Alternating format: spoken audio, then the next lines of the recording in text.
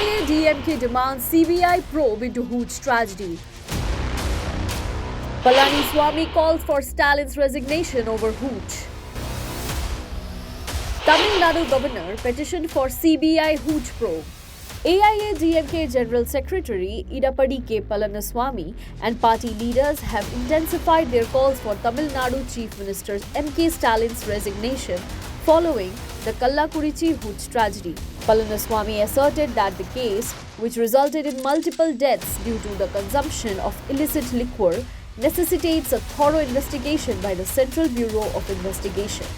He alleged involvement of Forest Department officials in the production of illicit liquor in Kalvarayan Hills, suggesting a broader nexus that warrants scrutiny.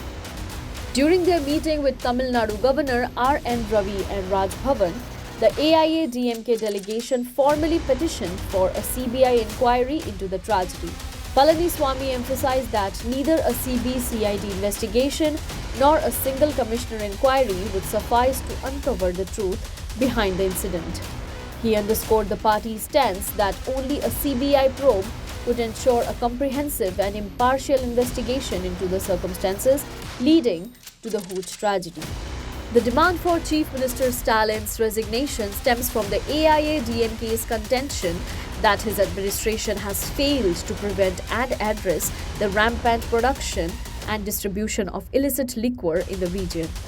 Palaniswamy criticized the current state government's handling of the issue, asserting that accountability must be upheld at the highest levels to deliver justice to the victims and their families.